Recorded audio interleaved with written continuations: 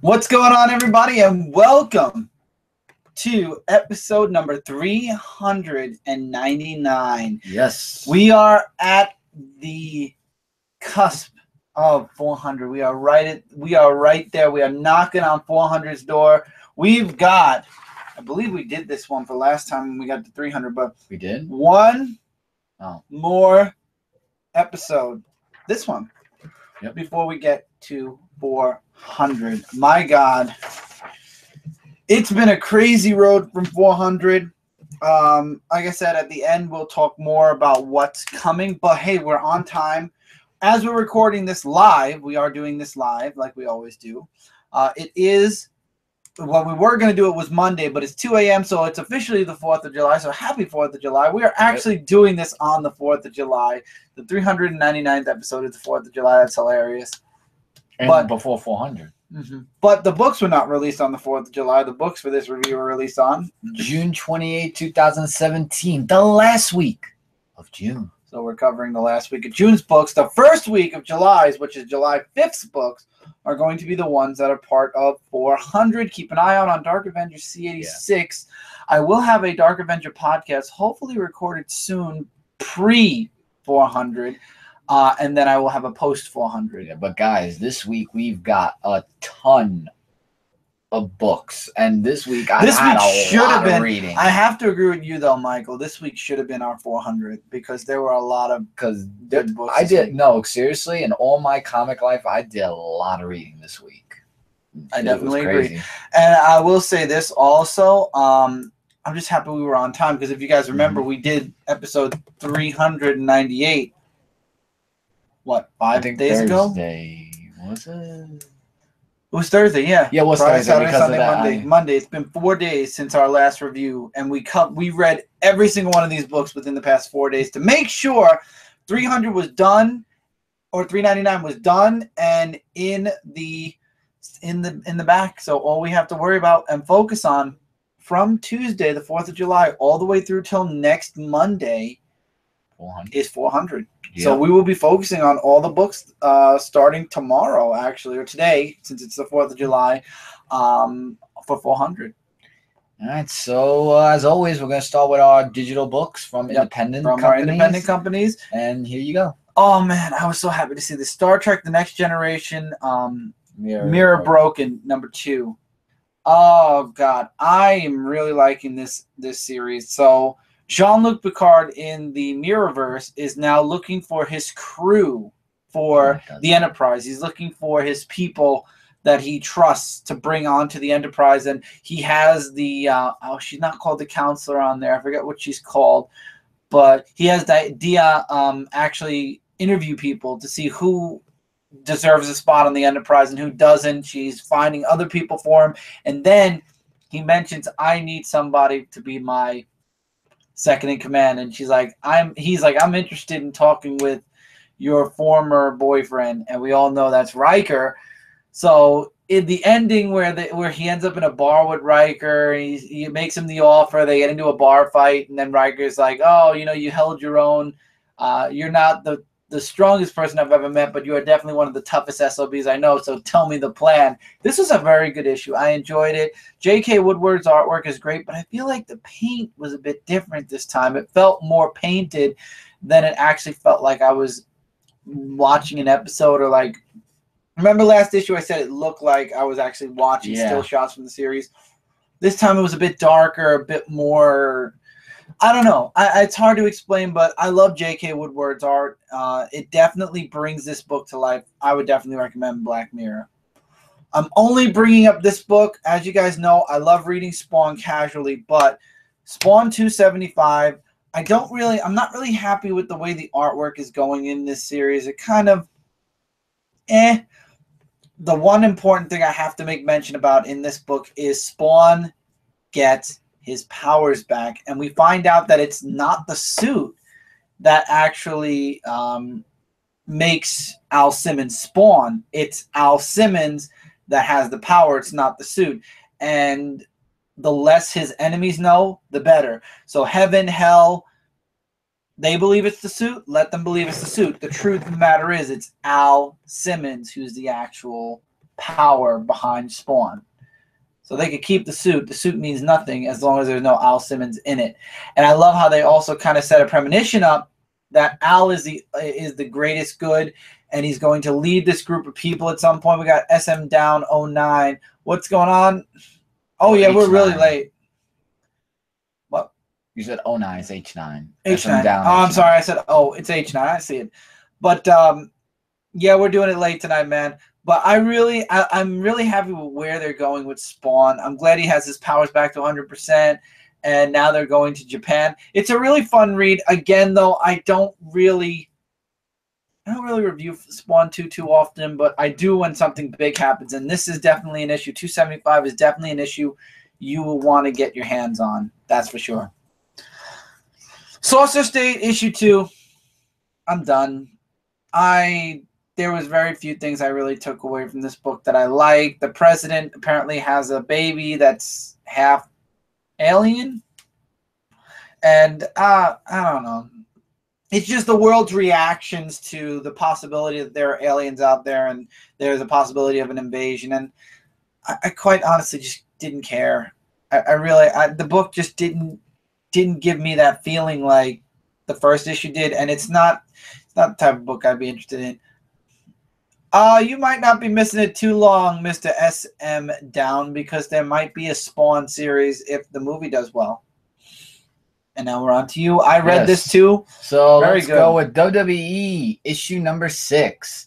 The Adventures of Dean Ambrose and Sasha Banks. Oh, man. This book, I love the whole thing of like it's not that they're boyfriend or girlfriend or anything. It's just like, you know, them just having a good time. You know, like they were Sasha having Banks, a good time. like had her things that she liked to do that Dean Ambrose like. I love when they were going dancing. He's like saying, "Dean, don't dance." That made me laugh. And she's like, and she even says to him, "Gee, for a lunatic fringe, you're not really off the handle." I'm like, wow. And then he went to the derby thing, the monster truck derby, and then she's like, "Oh, I don't like that," but then she actually was the driver, and then they were doing this whole thing. It was a crazy issue. And then you got good old Charlotte that was on Sasha Banks. SM Down. Michael is up to date with wrestling. I am Raw more than SmackDown. I am actually on a break since WrestleMania. I do catch news here and there. I am a huge Hardy's fan. I am a huge fan of AJ Styles. Love Dean Ambrose as well, and Seth Rollins. I follow both Dean and Seth on Instagram and Twitter. But I'm not really... Wrestling isn't what it used to be, and a lot of it's recycled stuff. Like right now, the stuff that's going on with Goldust and R-Truth is exactly what happened with Goldust and Booker T, Goldust, and his other partner, fill in the blank. Oh, Stardust.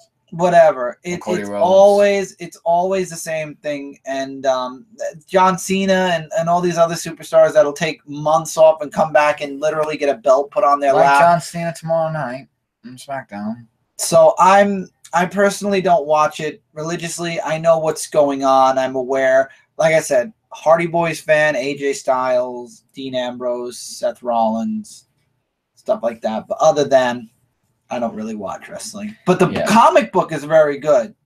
I decided to watch it after Raw. Oh, since Stephanie took over the storylines, and well, she's gone now. Stephanie's gone, and Kurt Angle's running Raw, and it's been. Oh, it's true. It's definitely damn true. I will say this for a person who doesn't watch Raw, I definitely pop my head in every once in a while to watch what's happening now more, because it's not focused on Stephanie and Triple H anymore. Now it's focused on the entirety of the show, which is what needed to be done a long time ago. Mm-hmm. But going into the book, I really enjoyed the story of that, and I was saying before that Charlotte and Dana Brooks was getting on Sasha Banks' nerve like really, really bad and everything. And it still gets into the wrestling events and all that, but I like that. But in the second story, we get something else of a person wrestling, and his name is John Cena. I ignored that. Hustle, loyalty, respect. After I was looking at this, I face palm saying, really? I mean, I used to be a big John Cena fan, but he uses the same moves and the same lines, and That's why when he comes back tomorrow for SmackDown, I'm not watching that. I'd rather watch Macy's 4th of July than see that. But I'm not really John Cena anymore. It's just, no. So I just looked. I'm like, yeah, John Cena. But a good book altogether for the Sasha Banks and Dean Ambrose fans out there. This is a #1 book, and I actually didn't know this was coming out. I know. I saw it. I saw it, and I was like, whoa, Mike's going to be happy to see this back. And that's Bill and Ted Save the Universe. Yes, the 2 rock and rollers are back, or time-traveling rock and rollers. For the 3rd time now. For the 3rd time. Yes, that's right. And let me tell you, this story, I love Bill and Ted's humor. Like, they go back in time, and they're getting chased by Dracula. And it was actually planned because they were having this surprise party for them passing their history exam some years ago and stuff like that. So, we get introduced to, to Ted's brother who comes to see him, and also Ted's father who comes that said that he wasn't as proud of him as he is of his other son. But then we get Bill's father who comes in and says that he's proud of what they did and changed history and whatnot. So things are like all, party on and everything. SM down without saying your whole thing because you're back where that goes backwards to WWE. 100% agree though. Yeah. 100% agree with what you just said about Cena and Finn Balor. 100% agree. Definitely. But I love the adventure, and now from what I hear now, they have to go back in time because that's what they do to save other things from happening. Then we got introduced to some other characters, and I got a little bit mixed up here and there because it was about, I was actually trying to understand it, but it was getting a little bit heavy dialogue introducing new characters, but it is an issue 1, and I really enjoyed Bill and Ted's Adventures. So the next issue, I'll see what goes on there. Really great stuff. Now, this one I reviewed for Comic Frontline, so I'm going to give a briefie of Ghostbusters 101, issue #4 from IDW. And basically, it's the Ghostbusters and the Answer the Call Ghostbusters going to Ellis Island to try to figure out what paranormal things were going on there. Whereas the guy, Kevin, the owner of the Answer, like the Janine character, he is so dumb, like saying, I'm going to put sticky notes on things where I'm going to make sure it says the names and nobody will touch them. I'm like, really? Is he that clumsy in the Answer the Ghostbusters movie, that new one? Because I haven't seen it. That's what I heard. That's what I'm believing also. But going on for that, I like Jillian in the Answer the Call Ghostbusters because she uses like all these guns and everything, and she like does that. But you have to understand the law of physics, with all the ghosts, and we don't want any rip currents or anything. But really awesome book, definitely adventurous, and I really would recommend you guys check out that book. I can't wait for the next issue when that comes out. And a shocker that this actually came out from Zenescope, the one-shot of Robin Hood of the Tirat. Now, the only reason why I read... Tarot cards. Tarot? Oh, well, I never read tarot cards. Now, the only reason why I picked up this issue is because, #1, it's Robin Hood. And it deals with not just Robin Hood, but Mary from Days of the Dead. What? Just keep going. I have a minor headache, and then just the thought of you. Well, you're all paranormal and everything. But anyway, beside the point, because that's what cards do, is psychic readings. So both Robin Hood and Mary are going up against the people who want to throw them in like a different dimension. And I like the artwork in the book, by the way. And they get to know each other a little bit, like she's trying to figure out how she became the whole skull thing and everything. And the queen, because that's what they did in Days of the Dead, they named her queen. And then about what I missed from Robin Hood, Lost in New York or something, it actually catches you up to date what she's been doing because I've read Days of the Dead and I know what happened there. So when they're fighting, Robin Hood gets thrown in the mirror to this different dimension. We don't know where hers is going until the Robin Hood loves to hunt, or the hunt to love. I don't know what the hell that's called. But not only that, there's going to be another Days of the Dead thing of another volume coming out, Something of the Dead, which relates to what she's going to be doing with her pals. And then there was this whole different story of, I forgot what the guy's name was, that he found the tower that they thought they destroyed, but they didn't. and that is going to be interesting. So I'm going to maybe look into that, but I'm not too sure. But great to see Robin Hood back. I just wish Patrick Chan wrote it, because I love Patrick Chan's run on Robin Hood. Yeah. It was great. But I understand he has other things he's doing. Amazing things like Destiny New York. Yeah. Clonsters just got successfully funded. So, yeah, definitely. If you guys are interested in Pat Chan, continuity, man, he is definitely building up his own company. Destiny New York is going to be getting a second volume. We will definitely already a second volume. Oh yeah, next year. Wow. We will definitely be backing up Destiny New York #2. Absolutely, that is something we will definitely cover for sure. Destiny New York. If you haven't read it, just a little disclaimer for Destiny New York: read it. Really good, amazing book. I loved it. I'm looking forward to volume 2, 100%. So.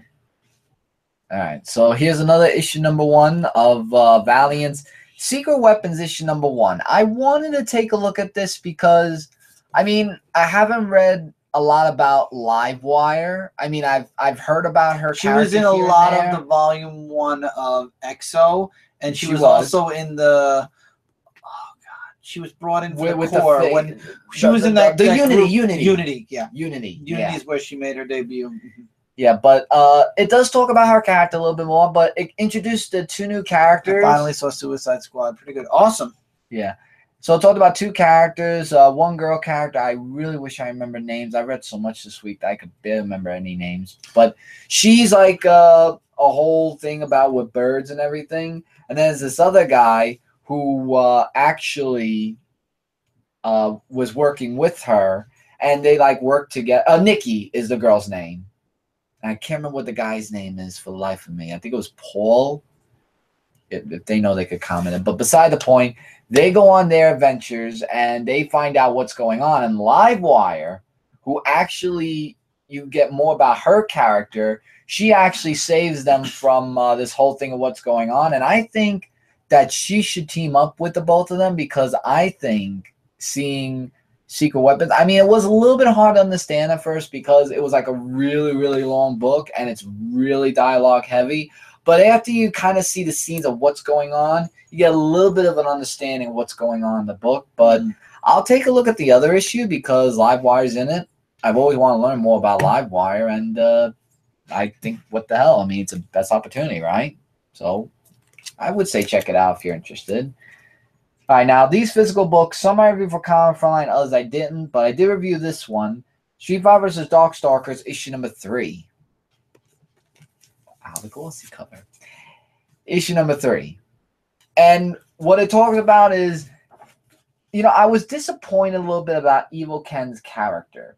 Like, remember Evil Ryu when they did a long run of that? Isn't it Violent Ken, not Evil Ken? Violent Ken, Evil Ken. I don't know if they call him an Ultra. I remember seeing that when I went to Nintendo World this past week. But beside the point, before it goes to that, they give you like a prelude of Alex, who has that Lord Gil spirit thing, and that's saved for later. Meanwhile, you have Morgan, who calls another demon and yet again destroys the other demon, who didn't see that coming.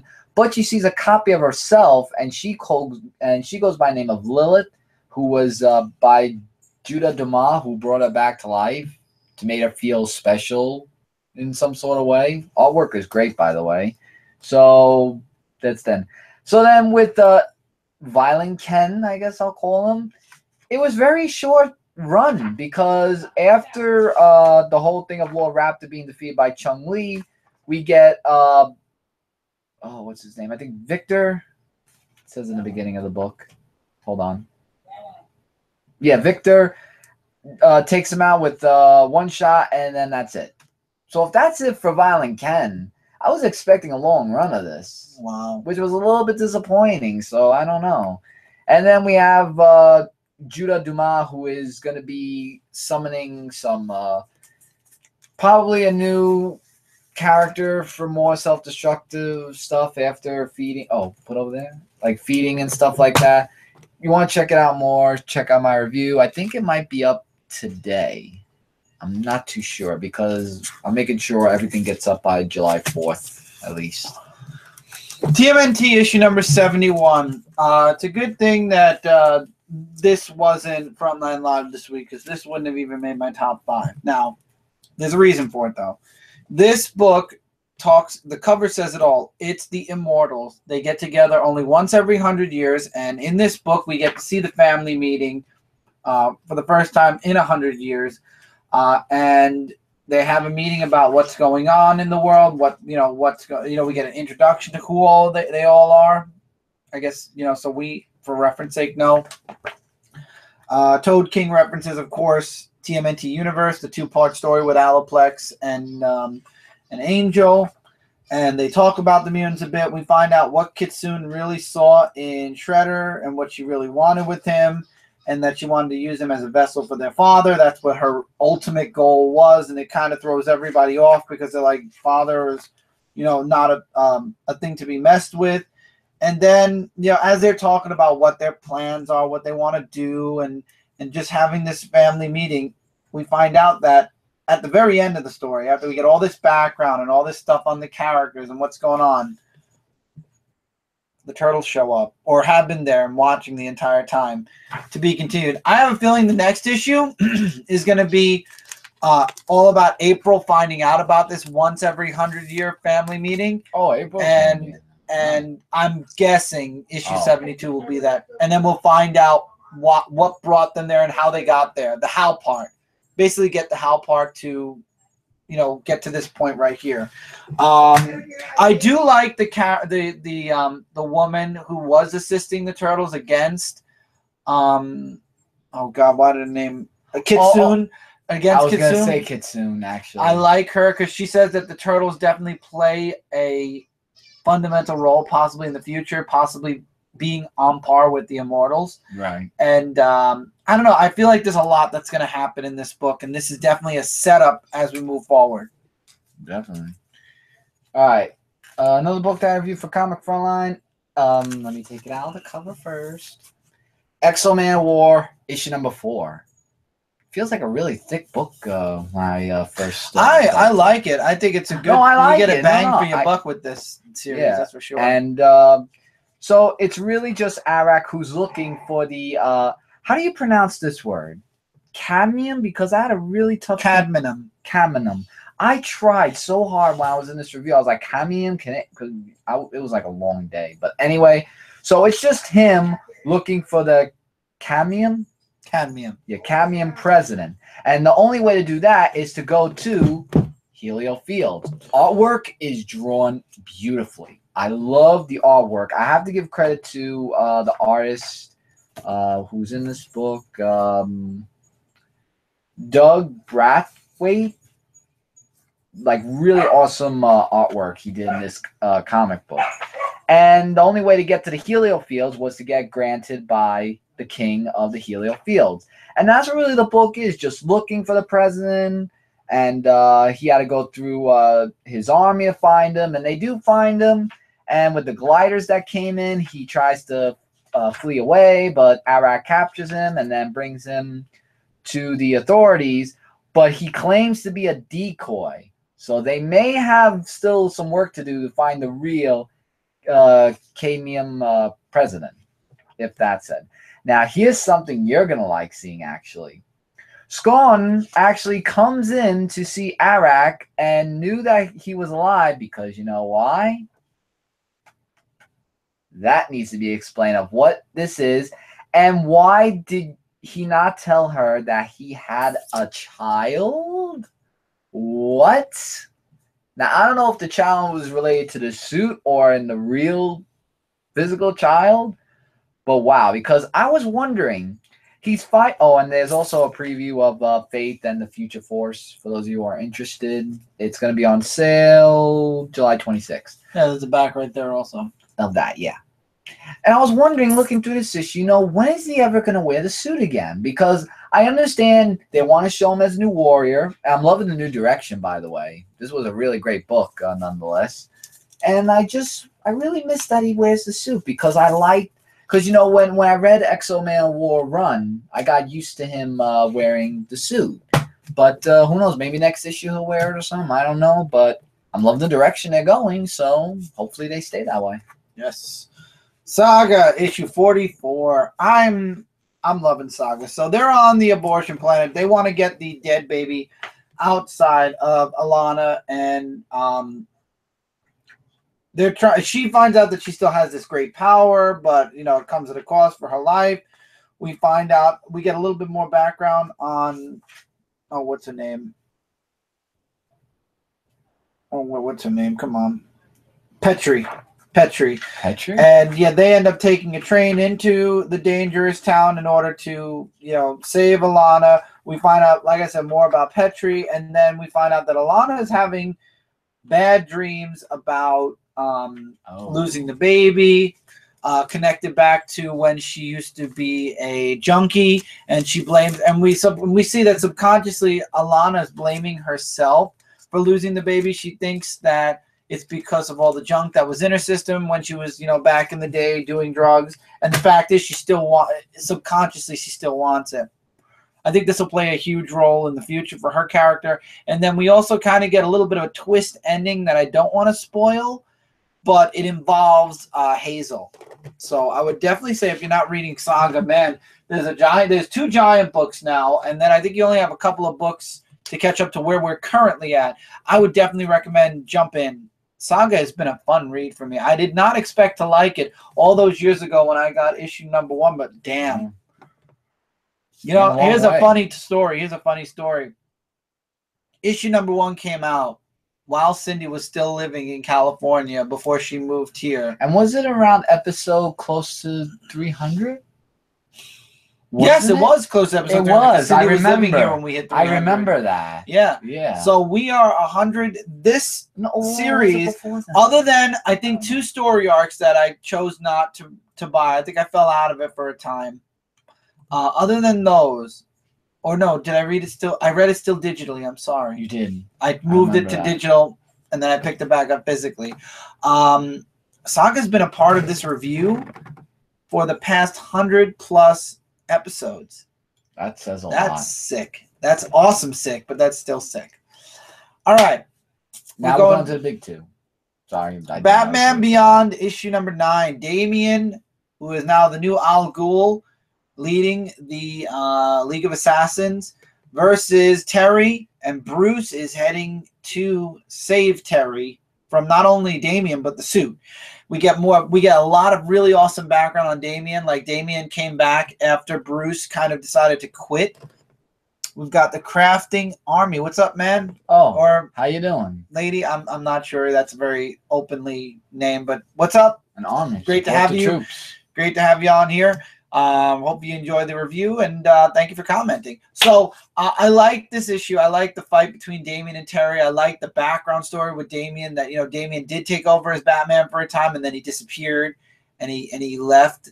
And there's something that Damian knows about Bruce and about that suit that Terry doesn't know, and then Bruce makes it there just in time to try to save Terry. Guy. Thank you. I'm sorry, but welcome to the show anyway.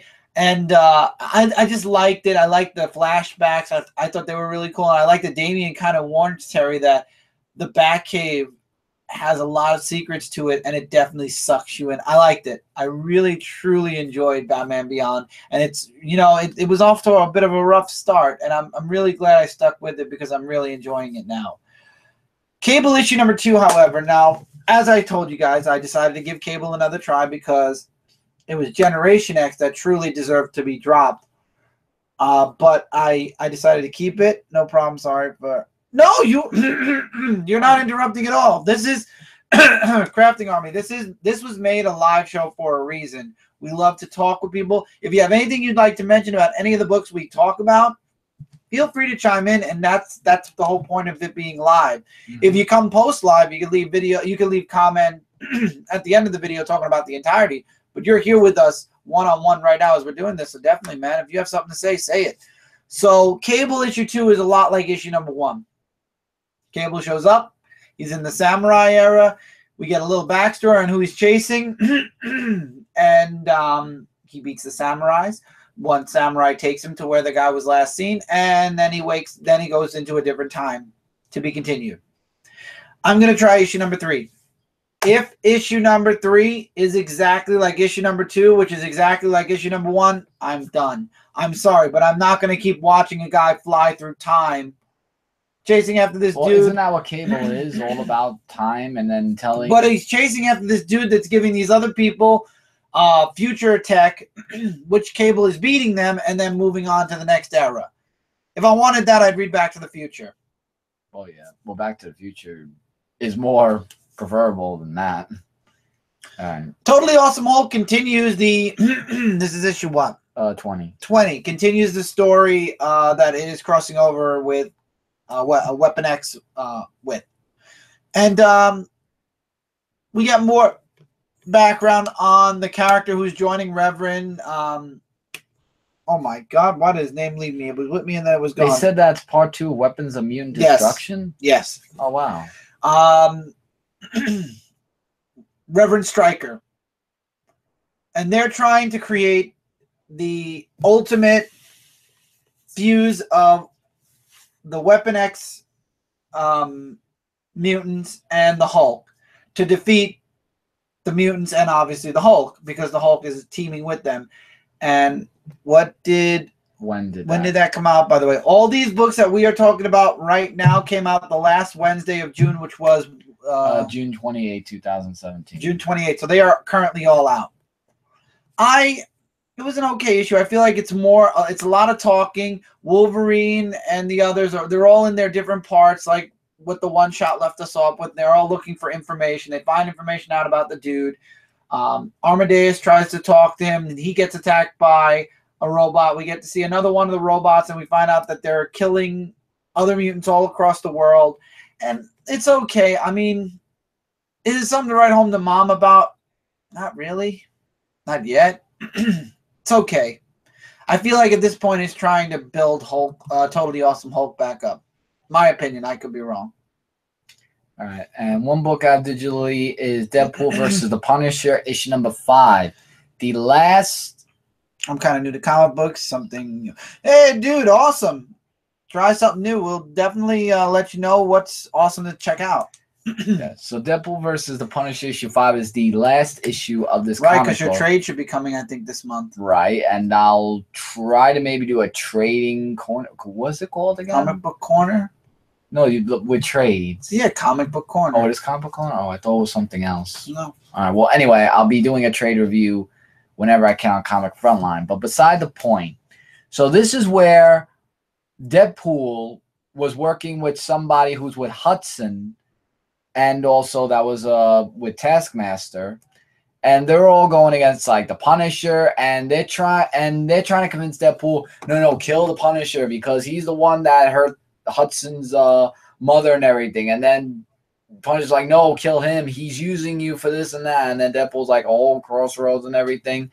So Punisher has to worry because he doesn't have healing factor like Deadpool does, and he does mention that. And there's like a whole thing that's going on where Deadpool finds out that the guy is actually not to be trusted because he wanted to take Hudson for himself and then kill both the Punisher and Deadpool because they were like completely useless and everything. So when Deadpool finds out, he actually like destroys the guy and actually takes Hudson because he's his child and everything. And then it's just the Punisher just left there all wounded and everything. And like they said, like Deadpool saying, what would you prefer, a healing factor or not? Well, look at this guy. I think you know the answer. And I like how he said the winner of that round was the people who read the book. So I win because I read all the 5 issues.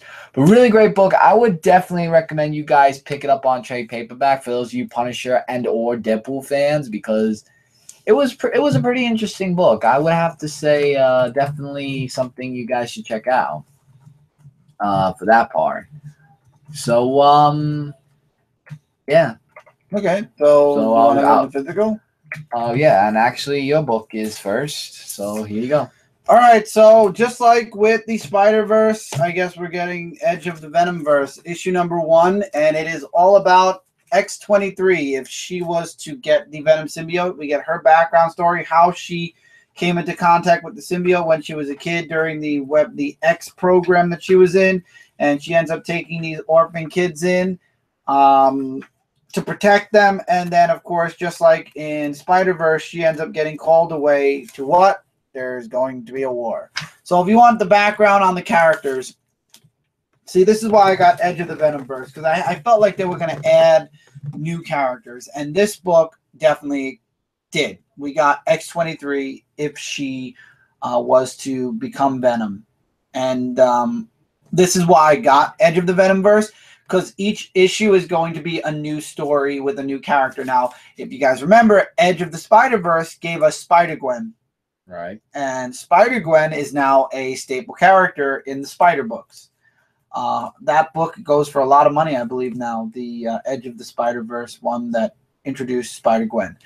These books are going to be exactly the same. We're going to get introductions to Venomverse characters. Will they be as strong as the Spider-Verse characters? I don't think so. I think everybody's going to buy up every single Edge of the Spider-Verse book, Venomverse book, thinking, oh my God, this is going to be a new Venom.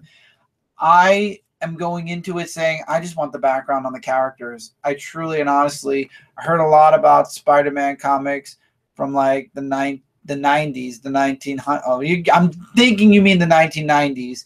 I think, but the old one with black border and yeah. Oh, I like all the Spider-Man comics. The only time I didn't really particularly enjoy Spider-Man was during Big Time? No, Brand New Day. Oh. Right after One More Day. I waited till Big Time to go back into it. So, yeah, Spider-Man in the 90s was awesome, man. The new stuff is pretty good also.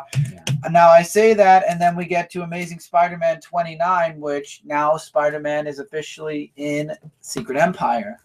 And is that, I'm sorry to interrupt you, is that by Alex Ross, the cover? Yes, it is. I figured. I could always tell by So Secret Empire is beginning in the background of this comic, and then Pete ends up going to Parker Industries as Spider-Man because he feels like something's up. Okay, I knew what I had a feeling I knew what you meant. The 90s was awesome. And you get the Hell Hydra and everything. So Parker Industries was taken over by Hydra, more specifically Doc Ock, who wants his company back. And either Spidey gives him the company, or he's going to destroy it. And we find out that it was Doc Ock that left the Black Mist over Manhattan. And also we get Spidey gets the call from Tony about what's going on, and to get to to get to Washington D.C. as soon as possible. And we see, I'm sure, I am positive if Tevye was here, he'd be cheering like crazy. But we see the destruction of Parker Industries in Japan. So I have a feeling Parker Industries is going bye-bye, and I have a feeling that Amazing and Spectacular Spider-Man are both going to take place in Manhattan. Wait a minute. I thought there was only one Parker Industries in Manhattan. No. There were two of them? There were two of them. He's going like, he even compared himself to Tony Stark. Oh. No, Parker Industries Global. I like what I heard from Superior Spider-Man. And Superior Spider-Man was good. When we all thought it was permanent, we hated it. But now that we know it's not permanent, obviously less people are hating on it. I like just Peter Parker being Peter Parker, not being taken over by somebody. But it was a good run, I guess. Ben Reilly, the Scarlet Spider. And I looked at this cover and I said, I'm going to make myself a bet. And I swore I wasn't going to look at the last page until I got to it. But I swore when I saw this cover, I said, that's going to be on the last page. This is the last panel. I'll make you a bet on the last page. Let's see. So we got Kane, who now knows where Ben is and actually goes right where Ben is. And actually, they mistake him for Ben, the old woman that he helped. Slag, the woman, I forget her name, Misty. Oh, what's up, MT? MT in the house? Really? Tevye's not going to shut up about this. I know he isn't, but it's fine. Whatever. Let him talk. Not going to change my opinion on whether I like or don't like Spider-Man, right? I wish they do a movie with Doc Ock as Spider-Man. I had every comic from the 90s and to 2000, which huge stack. I have them all still. I was wondering if that's worth anything. Look them up, man. You never know. You never know. One or two of those issues could be worth a fortune, and you just gotta look them up. I don't buy comics for value. I buy them because I love to read them. eBay. Look them up on eBay. See how much Spider-Man 90s comics are worth. Why are you guys up so late? Because we are. MT, I don't go to bed till 6 in the morning. I'm Batman. Where have you been?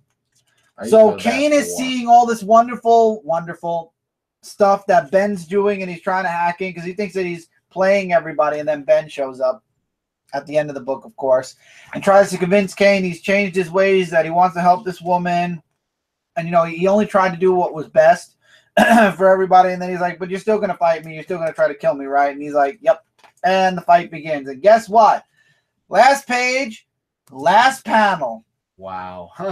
Just like I guessed. One thing I did like, though, was Ben's like, I'm not the Jackal anymore. I'm the Scarlet Spider. And I love how Kane's like, no, Ben, I'm the Scarlet Spider. And he's like, okay, we're going to do this. Let's do this. Now watch One Punch to be continued in the next issue. I would be pissed. But I knew when I saw this cover, I said, watch. Wow. Watch. The whole book, main star of the book was Kane, you know, discovering what Ben's been up to and all the good that he's done, and thinking that it's all just a ploy. And then, you know, the imminent collide and beginning of the fight as the book ends, of course, as the book ends, because that's how they make you come back for issue number 5. I mean, even though I pre-ordered it from DCBS 2 months in advance, that's how they make you come back as people who go to the comic shop every week. I wish I had a comic shop to go to every week. Do you know how easy it would be for me to just go to a store? Or how easy it was? Oh, I miss it. It was only 3 blocks down. 5-minute walk, too. By now, because I'm so into comics, I would have had my own box there. When I was a kid, I was only into Superman. Now, with all the books I read, I would have had my own freaking box. But on the alternative side, we would not get our 25% off on our books. That is true. 30% off on our books. So give and take. Give and take. It's a win-win. Did your comic store close down? Unfortunately, yes. Yes, it did. Oh, MT say you just start reading Spawn. I like it a lot so far. Oh, MT, you're going to love Spawn, especially if you're starting all the way at the beginning. There's one near me. I used to live next to one. Lucky, we lost the one that's near us. I mean, we could ride the train for a half hour and go to Midtown Comics, but same amount of money to ship the books to us as it would for a train ride at this point. All right, so this book I reviewed for Comic Front Mary Jane variant. The Mary Jane variant. I actually like this variant, actually, of The Punisher issue number 13. This pays homage to the Punisher SpiderMan comic. Yeah, I have to admit, Mary Jane looks pretty good as the Punisher. And I gotta just say this. It's a new story, but I thought it was kind of a little bit weird.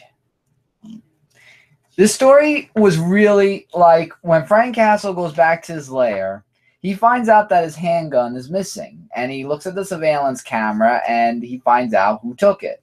And throughout the whole issue, it's just him going from person to person to person. He goes to the little boy, Lucas, asking if he had the gun, and he sold it to Benny's pawn shop because he needed money to buy a stitch device thingamajigger. So he goes to Benny's, and then he said that he already sold it to somebody else with the address. And just to show you guys some artwork, artwork's pretty good. So basically, this whole story is him chasing after a gun. Exactly. Like I was reading a Law and Order book instead of just the Punisher. And he wants to talk to this guy, Casey. He goes through some thugs, and then he finds out where Casey lives, and he gets an argument with his wife that he got in the middle of that. And then the gun that he used or tried to use on Punisher backfired on him and took off his whole arm. That's going to leave a permanent mark. And he said that it was rigged to backfire if he's not the one shooting it. So that was pretty smart of the Punisher to do that. And then basically that's the end of the book. I was like, did I just read the Punisher or did I just read Law and Order? What? I hope the next story, I mean, I understand they wanted to take a little bit of a break from the long story because they did a good run on the whole story thing with the Punisher. But if this is the way they're going to go, which I hope not because I love reading Punisher books, I hope not. Maybe the next one will be a story or something. So there's that. Next book I'm going to be talking about is Jean Grey, issue number 3. And it has our good friend Namor on the cover. And to be honest, I thought I would like that more. I have to take a train to get to the comic shop I go to, though it's only a 10-minute ride. Happy 4th of July, MT. We said that at the beginning, but happy 4th. Mary Jane was not in the story. That's just a variant cover. It's just a variant. This month for Marvel was the MJ variants. June was the Mary Jane variants. This month, they do like a theme now every month. It's the same. It's cover price. Unless your comic shop wants to jack up the price. But if you buy from DCBS or Midtown, it's cover price. This month, July, is the X-Men trading card variants. And I made sure to get every single one because if you guys were with us 2 months ago on Dark Avenger Live, I had traded for those cards and I got them. And it's kind of ironic that they actually mentioned that those are going to be the variants. So we made sure to get the variants. Yep. So in Jean Grey, now I said Namor was in this book. You know, to think that Namor was an okay character, he was acting like a real jerk. That is Namor. In his issue. No, like really, really jerky. Like that's him. She goes to Namor. There's artwork, by the way, to ask him about the Phoenix, and he's like saying, the end result is roughly the same, but you get a satisfaction of going out on your own terms and stuff like that. So he doesn't really help her out as much as he should, really. And and by the way, I know you like sharks. They had some sharks in there. Nice. He's a shark fan, so I thought he would like that. But beside the point, they go and fight off against this dragon. If there's a variant cover, the person on it should at least be in the story. I'm crazy, but that's just. I agree, but you know they did Venom. They did Venomized covers. Venomized covers are coming back in September. This is Mary Jane month. Well, June was Mary Jane month. Now we're in X-Men card variants. Yeah, and as Namor tried to use the Trident against the the sea monster thing or whatever, Jean Grey actually tested her own strength, which was really, really strong. And you know, the Phoenix thing, she's just going crazy because she's trying not to turn into the Phoenix because she doesn't want to go that route. And with all that just said, she just defeats the monster with the Trident. Getting a little bit violent there is not a good sign, you know, because she could be getting there almost. Because, you know, she gets a little violent and then she turns into a Phoenix. Really good book. I mean, Dennis Hopeless, I really like what he's doing with Jean Grey as what he did for Spider-Woman. Really great book. You guys should really check that out. Back to you. I was wondering if you guys do manga reviews. Do you don't know if you know what that? We know what manga are. I read manga. I actually am on a break from it. I read One Punch Man. I read Fairy Tail. I read Assassination Classroom, even though the anime ended, and I know how it's going to end already. I read One Piece. I've read the beginning of Naruto. I would love to grab the beginning of Boruto. Haven't done that yet. I've read Food Wars.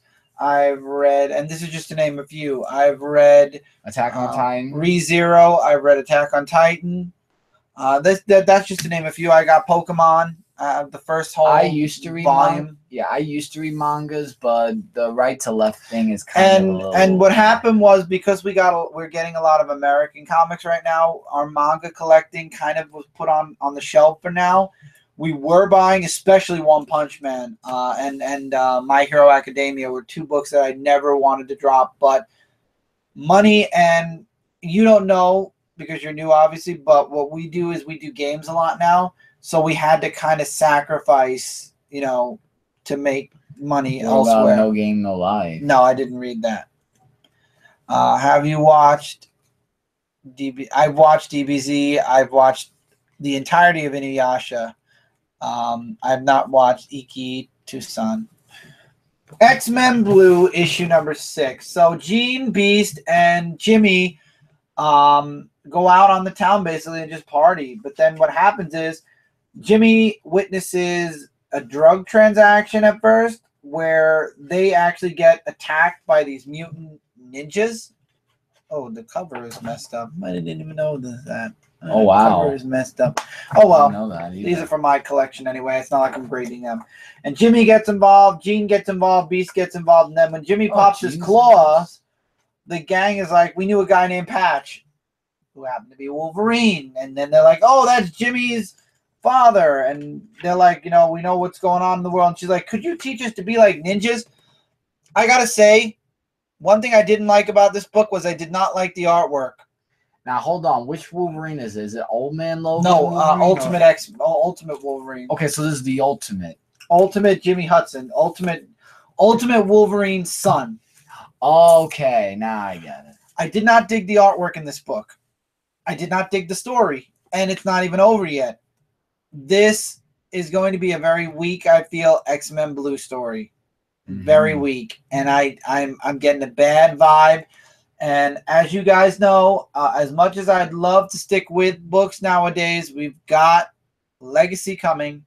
And regardless how many channels on YouTube are trashing Marvel right now, you don't know if Legacy is good until it happens. If it's bad, I'll be the first one to say it's bad. But if it's good, I want to be able to buy the physical copies of books that I really like. And if XMen Blue is going to go downhill, but it is going to be crossing over with, with Secret Empire soon anyway.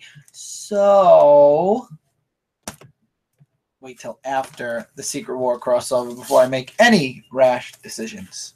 All right. The Defenders.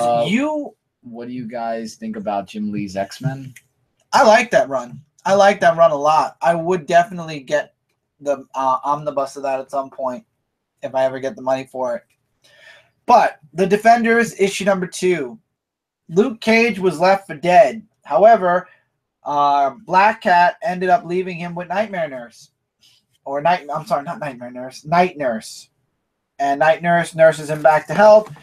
And Blade makes a guest appearance with the cure, because apparently the only way to kill Luke Cage is from the inside out. So he has this virus, and then Blade brings him the antidote. He's like, tell your husband he owes me one. Hold it.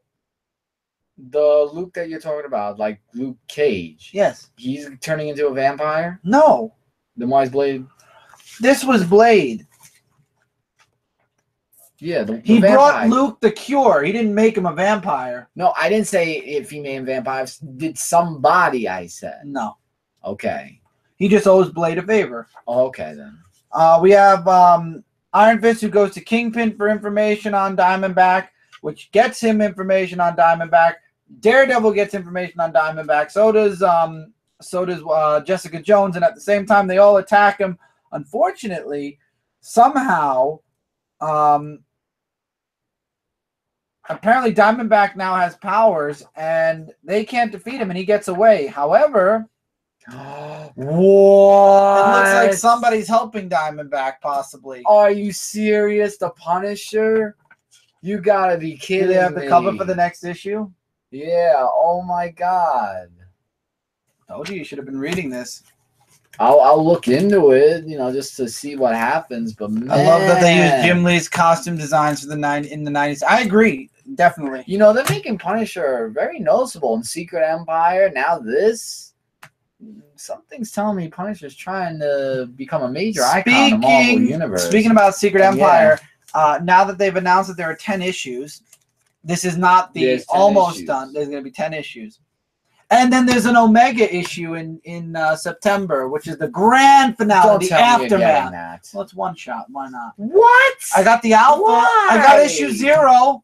But why? Finish it off. I'm not getting any of the miniseries. And they said they weren't doing this. They're doing it, Marvel. But anyway, Secret Empire issue number 5. This is the midway point. So the Avengers. Well, we got Black Widow, who actually goes to Madam Hydra and makes her a very interesting offer. If something was to happen, if Steve Rogers was killed, there would have to be somebody to lead the Hydra Empire, and maybe it could be, why not Miss Hydra? Why not Madam Hydra herself? So she's going to be working with Black Widow now to kill Steve Rogers. Possibly, we get a little bit more of Steve in this other world. They go to Wakanda to get the piece, the shard, and that doesn't work out. They go to other places, no shard. What's his name? They try to save Shang-Chi, who had a piece. That was taken, but we find out who took it. It was the mutants. And Steve Rogers finds this out as well and threatens threatens Beast that if he doesn't get the shard, he might pick up Thor's hammer because he was found worthy at one time. And if he picks up Thor's hammer, he's a dangerous god. And we find out that everybody on Cap's team is being either possessed, put a virus in him, but Odin's son, Thor, is the one uncertainty. And Thor is actually doing it because he wants Jane to be cured, and Cap promised him that. And now he's starting to question whether he's in the right place, if he's doing the right thing or not. He's like, if I'm not worthy and Cap is worthy, then I must be doing the right thing, right? And then, of course, you have, what do you call it? You have the traitor. We find out who the traitor is in the Avengers. If you guys are ready for this, there's 2 big spoilers coming up. So if you don't want to hear it, pull your headset out and come back when I put this book down. I'll hold it up so you know I'm talking about it. 2 spoilers. Number 1, we find out that Bobby is the traitor.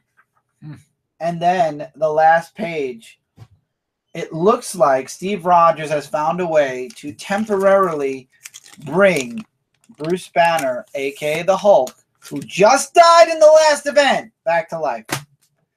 To be continued. Wow. So it's definitely building up. So that's a secret weapon. Number 1, Bobby was the traitor, and number 2, he has a Hulk now. Okay. I don't know. Secret Empire is definitely starting to build up steam. MTXU question. If I jump straight to Secret Empire, will I get confused? If you started issue 5, yes. If you started issue 0, no. There's actually, MT, even further back, if you want to get a trade, paperback, they made an actual trade paperback with the snippets of how it all began, like from a year ago. They took scenes from every single book where they showed Captain America, Steve Rogers, what he was doing behind the scenes. And it's a nice size trade.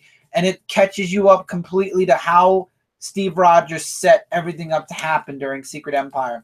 So a trade and start from issue 0 and you're good. Have you guys read Haunt? I have. Loved it. Yeah. Whatever happened to that comic? It disappeared. Once Todd McFarlane and Greg Capello left the book, there was one more volume after that with a different artist. Book disappeared after that because it just was not as good as the first volume. I loved the first volume of Haunt. Now it just fell into the pond of many other books that have disappeared. All right, and we're still continuing a crossover of DC and this Looney is the Tunes. end. Yes, and I've been waiting for this actually. Jonah Hex from All Star Western and Yosemite Sam. This I thought was going to be interesting, and you know what? It delivered that. Starts off where Yosemite Sam is at the gold mine looking for gold for himself and killed his men because they wanted the gold for themselves and to kill Yosemite Sam and take all that's left. Then he finds this woman, and Foghorn Leghorn actually makes an appearance in this book, who was actually drowning. And they say him because when he says, I said, you knew it was Foghorn Leghorn. Even said that, and I like the artwork. So he's like saying, I'll pay you back, for a favor and everything. Meanwhile, Jonah Hex comes in with his stuff of what he does and everything. So Yosemite Sam and Jonah Hex are like really one and the same when it comes to like the shootings and whatnot, especially when it comes to the Western Is times. there a Flash? No, there's no Flash Roadrunner. It was Lobo Roadrunner. So since they both should have been though. So, since they both like whiskey, and since Jonah Hex was interested in being Yosemite Sam's friend because of the gold mine, he decided to take him there, but somebody else is actually wanting to find the gold mine, and he actually runs a circus where Foghorn Leghorn is as a boxer. So, this one guy who stepped up, he lost and got beaten up badly by the ring bearer who owns the whole thing. And then we get just a long talk between Jonah Hex and Yosemite Sam. The guy who's looking for him for the gold mine finds him. And then Jonah Hex is believed to be killed or anything, but luckily he wasn't. And Yosemite Sam's just like saying, get back, you vermins, and all that other stuff. Varmints. Or varmints and all that. And it seems that Jonah Hex, well, everything went fine after that because they won. But, yeah. really something else. Now, the second story, I was a little bit disappointed with the artwork, kind of. It doesn't look Looney Toony like the other books did, but I don't know. I mean, Looney Tunes do make comics. There is Looney Tunes. Cindy reads them. It comes out once a month, and it's actually based off of the 80s and 70s cartoon. Yeah. And then this one, Jonah Hex is looking for a bear that's been attacking them, and Bugs Bunny actually makes an appearance in this. And I like that because that Yosemite Sam Bugs Bunny moments, there's always that. And they take down the bear, and that's it. So Bugs Bunny runs away as Yosemite chases him, and, well, that's all, folks, for that. Really great. I really loved the whole DC crossover Looney Tunes, and hopefully maybe they'll do more of these, or maybe with Marvel. You never know. That would be really something. And you have Looney Tunes of your own. Batman Elmer Fudd's one shot. I enjoyed this book. It was really good. It shouldn't have been good. It shouldn't have been possible either, but it was. Elmer Fudd ends up killing someone, which brings Batman in on the case. You got Bugs Bunny, who looks like he's a gangster, and we find out that... Really? A gangster? Are you serious? We find out that they're all under some type of manipulation from this woman. That's Bugs Bunny. A guy? Yeah, they make him a guy because he's like, Bugs. See? Oh my What's God. Up, Doc? He's like, what's up, Doc? What? That doesn't make any sense. It was a whole weird thing, and then the backup story was more of a rabbit season kind of deal. Well, that's the second story. Yeah, and then you get Batman. I did not like the artwork in this part with Batman, at least for Batman. Oh, I like it. It looks pretty good. I mean, he just has a big chin, that's all. It was pretty nice. And Robyn season? What the hell? And then you got all and you got all the Nice. Robyn season. Oh, and also Elmer Fudd does talk with the W's. If you look at how he talks. The Wabbit season, like Bruce Wayne. It was a nice final story. It was a nice way to end the crossover with the Looney Tunes. Nice one-shots, worth $5. Depends on if you like the Looney Tunes or the DC characters. I think they did a great run on them. And we have another team-up book. This one, Batman and the Shadow, issue number 3. Joker joins the Stag. Batman goes on the hunt. But he has the Shadow locked away. And what's his name? Alfred is actually watching over him. And I love the story that the Shadow gives. And as he's giving it, Batman finds Joker and the Stag and he fights them. And we find out that Batman really was the true target all along because Batman, the Shadow had many. We find out that the Shadow has trained many people in Gotham, from Catwoman to other people in Gotham. But Batman was special because he was training Batman, because Batman is destined, as they say in this book, to become the next Shadow. To be continued. I personally don't like that thought that, Batman was trained by the Shadow to become the Shadow. That threw me off a little bit. I really, truly didn't like that idea too much. But the story and the action and, the Shadow breaks free at the end, so now he's got to help Batman, who is in dire need of help with the Joker and the Stag. We'll see where it goes. Okay, now we're in Rebirths. The last physical Wonder Woman book I will be getting. Uh-oh. And it is an issue 25. It is an extra size anniversary issue. And it deals with everything.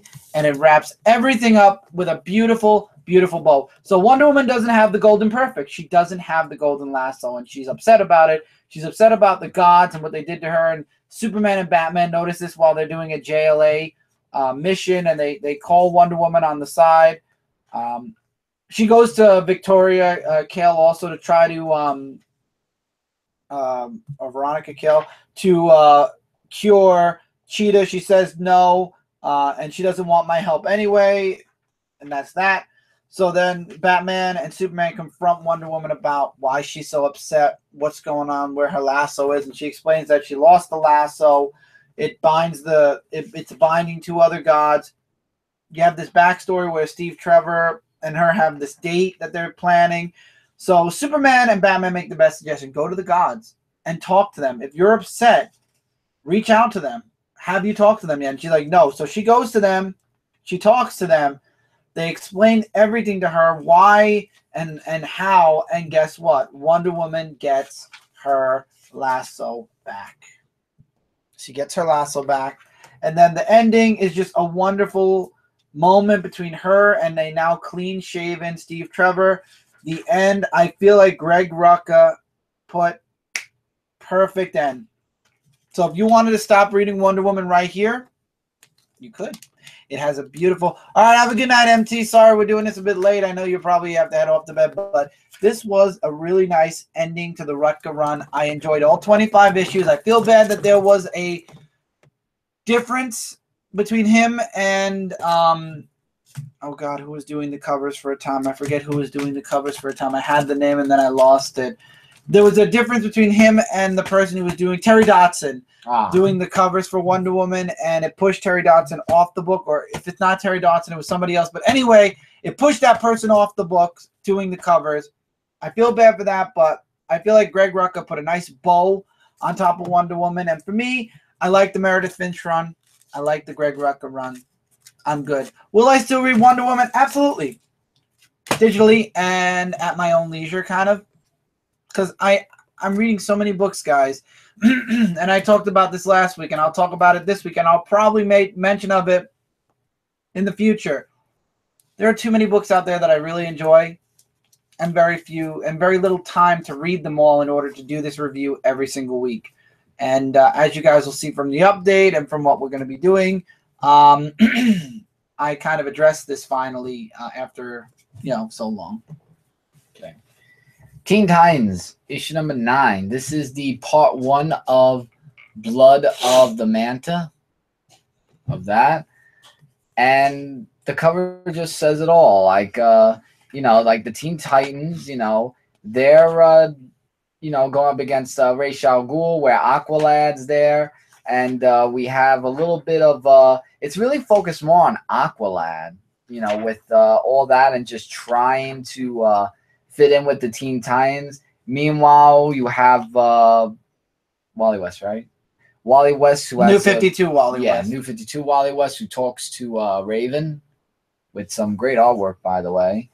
And they just have like a thing about about how Damian is and how he can be, and he's just like talking about Deathstroke, about wanting to join his team because he feels that if Robyn doesn't want him to be on the team, then he shouldn't even bother staying with the Teen Titans. So he's probably going to join with them, and looks that way, actually. The Defiance in Deathstroke.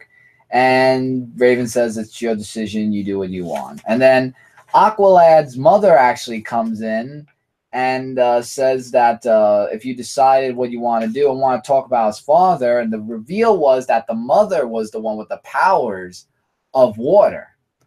After all the years he made fun of him and everything, she actually came out in the open to say that she's the one with the water powers. And then you just have Teen Titans who are trying to, like I said, just save the day and everything. And we have the mother who comes in. And guess who she encounters with? Black Manta. I think he's going to be Aqualad's son. Father. I hope not. And that is to be continued. So that would be really twisted if Black Manta is the father of Aqualad. That would be something. Pretty good. Detective Comics 959. Batman and Zatanna team up against this new Azrael, or this new being. And we get a little bit of a flashback to Bruce and Zatanna before he became Batman. But Batman's group shows up. They fight this being who actually does attack Azrael for a bit and kind of throws him off of his game. But it escapes because it needs time to seek out the truth. Azrael's not the same after this experience. We see a little bit more about what Luke is doing in his spare time in his workplace in Fox Industries. We get a little bit more on Batman and explaining to Zatanna why he needs her help learning magic. What he came to her father for so many years ago, and he explains he doesn't want to lose anybody else like Damien, because he lost in his mind he lost Tim. Which person is Robyn in this? In that, in Teen Titans, it's Damien. So then we get to see the ramifications of what's going on with Azrael, and it looks like Azrael is really getting. After this experience, he's kind of really shaken, and I think that it's going to really affect him in a very fundamental way come next issue. Mm-hmm. Yeah. I just had to fix my necklace. All right. This I reviewed for Comic Frontline, and this is the last one I'll show that I did for Comic Frontline. The Hellblazer issue number 11. This is the Smokeless Fire part 2, and the next one's to be concluded, so I don't know if I'm really going to stay on this because the story's been a little bit average, iffy, kind of. So I'm going to check the new story arc after Smokeless Fire concludes. And if I don't like the new story arc, I might as well probably drop it. I don't know. I'm just saying for that. But it was really not focused on John Constantine. It was mostly focused on these characters named Dante and his little sister Sam. And Dante has Henry's journal where they encounter with the genies and stuff like that. The Djinn? Well, they call Jinn. The D is silent. That's what I heard. The Djinn, right? Yeah. And then Dante gets Leon who comes to his door saying, "You have what I want. Give it to me, and I'll give you enough money for that." So Sam, knowing that there's something up, there was something up because the guy, I can't remember his name for the life of me, is the one that's looking for the journal. Meanwhile, the shoe goes viral with everyone taking pictures on their cell phone and everything, and John Constantine doesn't mind that at all, I guess. He just sits back like saying, so it's going viral, big deal. So they manage to escape, both Dante and Sam, and they wind up going to Cherry's house where she actually has probably information about the thing that involves the shoe. And it looks like someone's coming to see John Constantine. And who is it? Well, we won't find that out until the next issue of that. So, like I said, average read. I really am going to see how the next story arc goes. But if it does not hold me, then I'm getting rid of it. If that. Hal Jordan and the Green Lantern Corps, issue 23. It's considered fractured, but I would call this issue revealed. Because there are 2 reveals that are found out in this book by Hal Jordan and Saranic. So they don't believe this, the person in the end of the last issue, he said that one of the Green Lanterns killed. He had a crime. And Hal is worried about Tomar 2 still. John Stewart sends Guy Gardner and Arkillo to the one place where he thinks this information is. Because he's like, if it is true, I need to stifle it because the Green Lantern Corps just got back in the graces of the universes. There's a confrontation between Kyle and Saranic again, and this time Saranic's like, she sees Hal. And he's like, "Did you see Tomar 2 yet?" And she's like, "No, he never came to me." And he's like, ever since that whole, what was it mission? The Sarko mission, things have been different. And she's like, "Sarko," and so what happens is. You got Arkillo and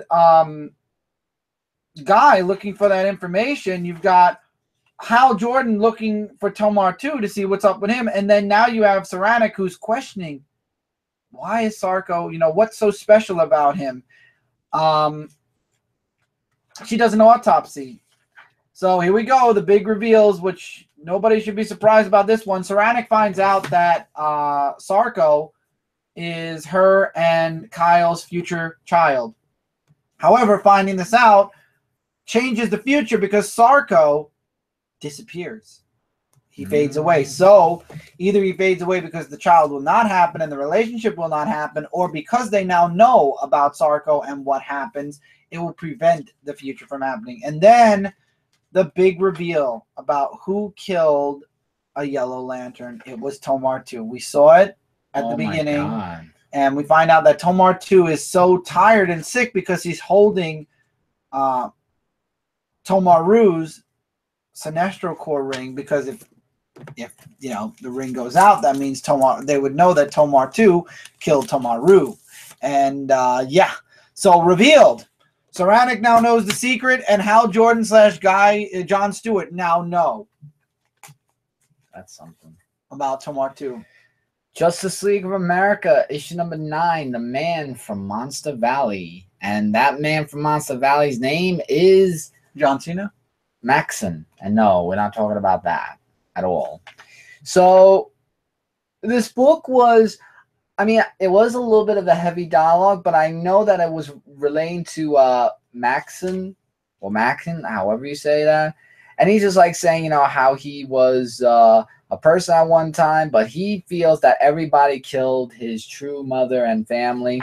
So he goes out on revenge on all the people's heads because of that. So he's just going out for revenge of what they did to his mother, where the Justice League come in and try to stop him. Amazing artwork, I have to admit that. Really amazing.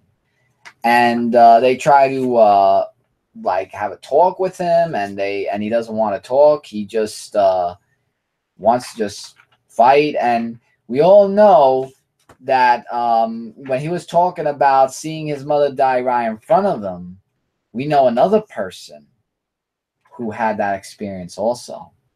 Batman, because his parents died in front of him also.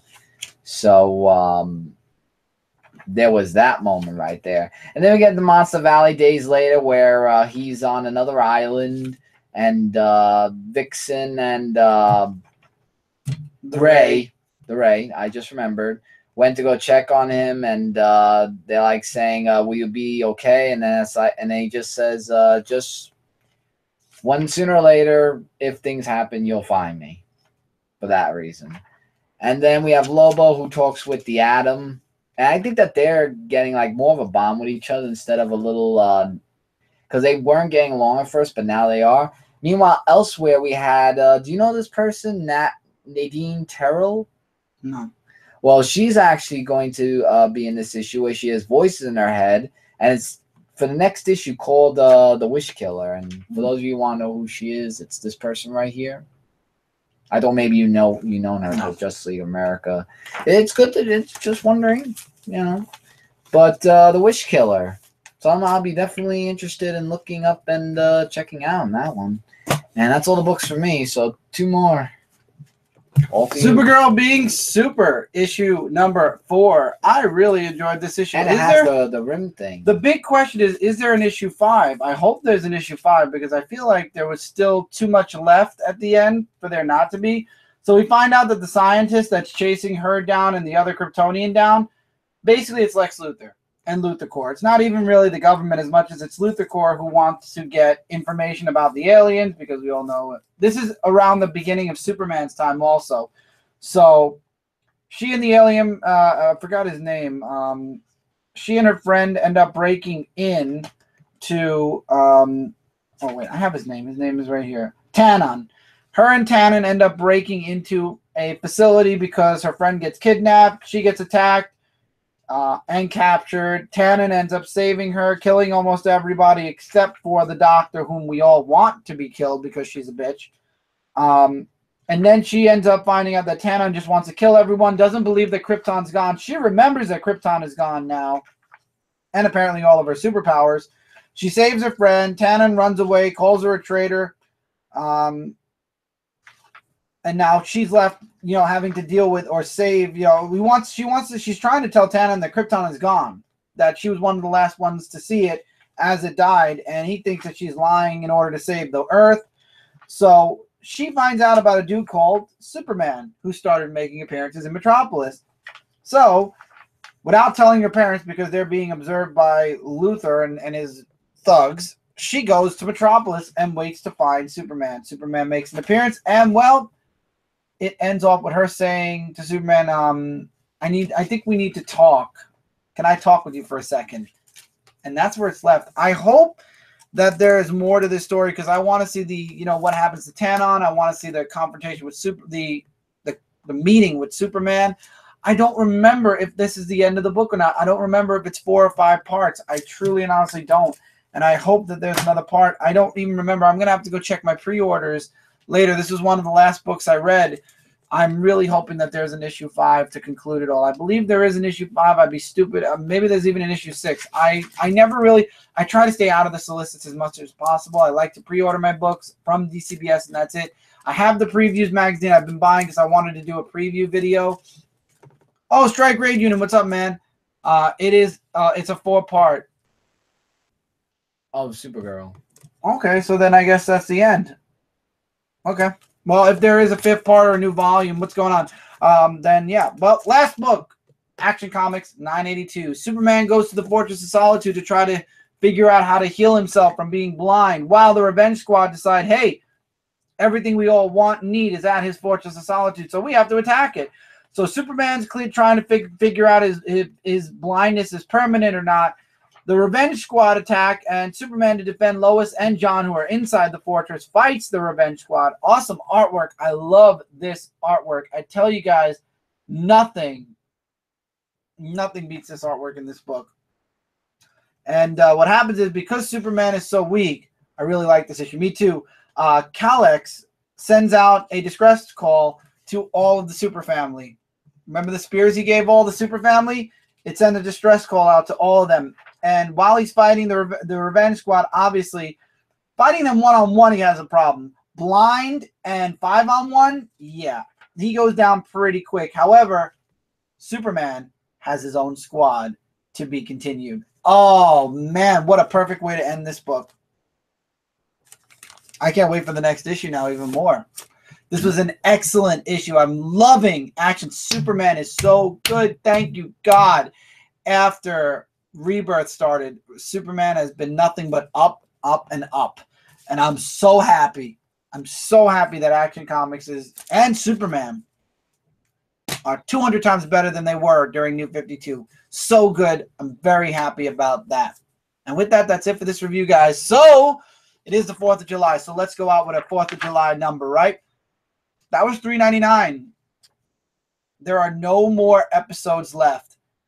The next episode is 400.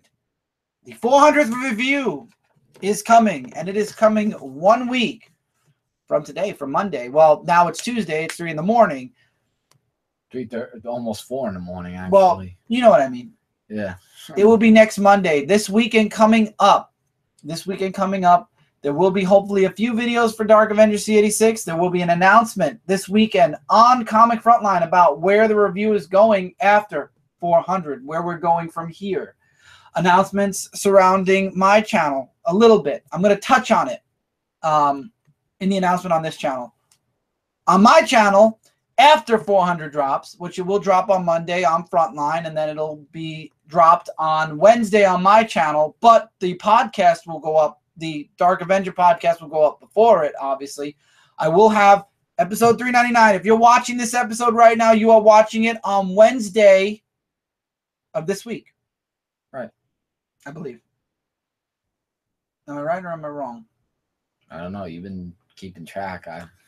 You're definitely watching this either Wednesday or Friday of this week. I don't know of episode 398. I think 398 was set for Wednesday. Monday. Was it Monday? I think you said Monday. But I'm going to check. If not, if 398 comes out Wednesday, this episode will be Friday. And we just did episode 1. You done? I will be up to 400 next. So, the podcast will be up this weekend on my channel, which will update on what's going to be going on my channel. The Dark Avenger 400 announcement video will be up on Frontline. It's going to be short, sweet. It's just going to give you guys an idea of what's going to happen. And then on the Dark Avenger podcast, I'll flesh it out a little bit more. I'll explain what's going on, and then I'll even expand further into other things that will be happening on Dark Avenger C86. And with the I don't want to drop anything, because one little hint drops the whole thing. You guys will know before 400 drops where we're going with 401 on. If even. I always like to leave them guessing all the way to the end. So is 400 the end? Is 400, going to be just another 100 and we move forward? What's that Lady Death on the wall? That is Lady Death this one. Wicked Ways issue 1, and it's a jeweled cover. It has jewels on it. So stay tuned for the announcement. This week, no Dark Avenger Live. The last time. This is the 4th of July week. There will be no Frontline Live on Tuesday night, which is tonight. There will be no Dark Avenger Live on Friday. We are going to be strictly focusing on 400. That is my focus for the next week, is to read this Wednesday's books, get them ready for the 400th review, and come back on Monday with the 400th review. So that is my focus all week long as far as comic books go. As far as other things go, check out our personal channels. All of them are on Frontline's main page. Keep an eye on Frontline Gaming Zone. We are doing little little playthroughs here and there. I'm working on my own, Twitch right now as well. Follow all those. Keep an eye out. Like I said, we got the announcement coming up. And that's it. I'm tired. It's 3:44 in the morning. We are Comic Frontline, your #1 source for comic-related news, reviews, and a whole bunch more. If you like what you saw here, click the sub button. This way we're in your sub box and you don't miss out on a single video. If you're watching this on my channel, you are watching Dark Avenger C86. And if you're new to this channel, hopefully you'll click that sub button as well, because there are going to be things coming your guys' way soon. Keep an eye out for the Dark Avenger podcast, episode 9. Episode 8 is pre-400. There will be an episode 8. Episode 9, we'll talk about what we're going to be doing after 400 on Dark Avenger C86, because right now that's the focal point, like I said. Till then, take care, everybody. Keep reading, keep collecting, and we'll see you guys really soon. The countdown begins. 6 days. Yep. Till 400. Take care, everybody, and we'll see you guys then. Hey, everybody.